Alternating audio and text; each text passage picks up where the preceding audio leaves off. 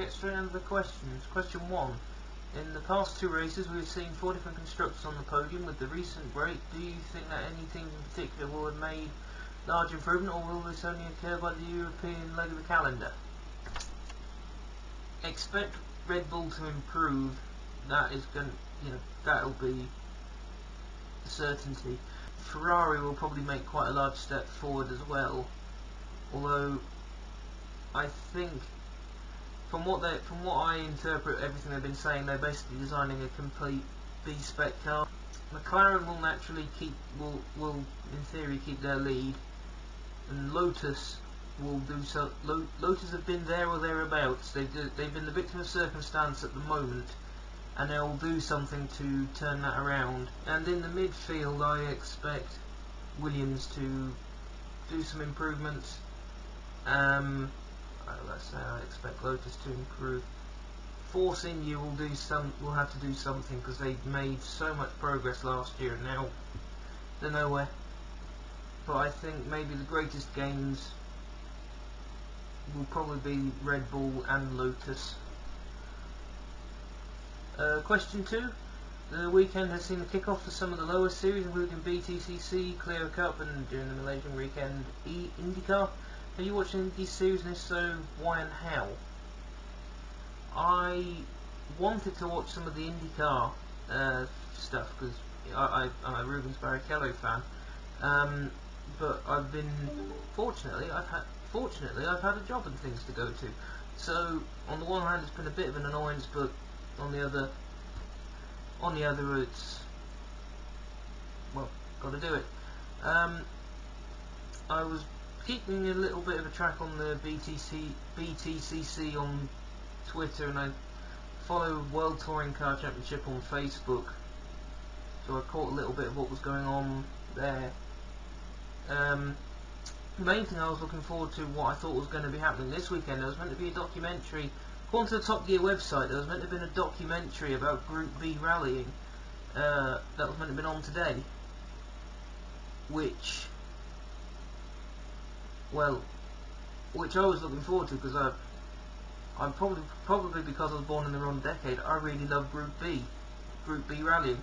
I know it came to a tragic end and there were quite a few people died, but it was just the fact that they were putting that insane amount of power on tarmac and gravel and snow. It's just, you can't do that, and they did, and I just wanted to see more about it, because it's easy to find footage on YouTube of watching the Lancia Delta S4, the Ford RS200. That was quite a good looking car, quite a fast car.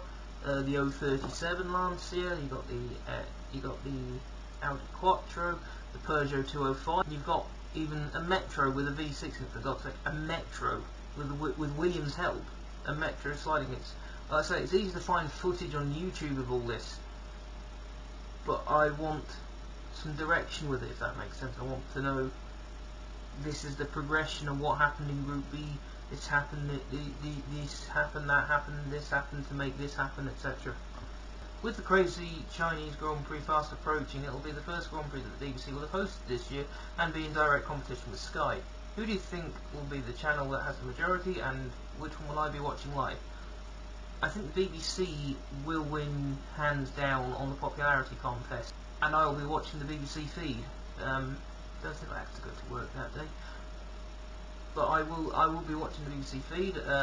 People, if nothing else, it will become popular just so people can see how BBC coverage will have been affected by losing all its main players to Sky. And I've heard people saying, "Oh, Sky's fantastic, Sky's fantastic, Sky's fantastic." Yes, it might be fantastic, and fair enough. But a lot of the Sky people have been nicked from the BBC, so all you've done is transplant a lot of people across to try and get the same effect. Anyway, on the bonus question, Vettel referred to Karthikeyan as a cucumber in the post-Malaysian Grand Prix.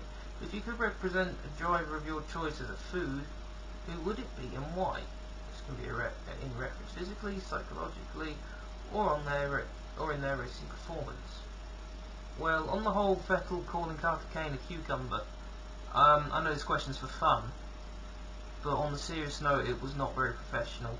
He's world champion. That's not to be expected. I can appreciate you get a bit frustrated, but it seems to me he seems to be he's almost Lewis Hamilton-esque in throwing his toys out the pram at not winning. Because even in his days at Toro Rosso, Vettel never drove a car that was as bad as the HRT, because it was a customer car. So if Red Bull, the Toro Rosso got by race 3 the parts the Red Bull were using at race 1. And sometimes they're actually better using the Red Bull parts, which is a bit of an embarrassment. It happened. It's happened. Vettel's probably lost a fair bit of respect from some people. He might have gained some from others, summing up the HRT and Carter Kane like that, and sometimes I do agree, but it was not. But the end result is it just wasn't professional. Anyway, who would I represent? This is a difficult question. Fan formula. I suppose this might be a bit of a tenuous link, but this would be referring to Pastor Maldonado. Now, I know I'm a Williams fan. I'm not fully taken to Pastor Maldonado at the moment. My support of him varies from race to race and according to his performance. And he would be what he would be like. So this would probably only make more sense to the people who live in the northeast, and particularly the Cleveland area.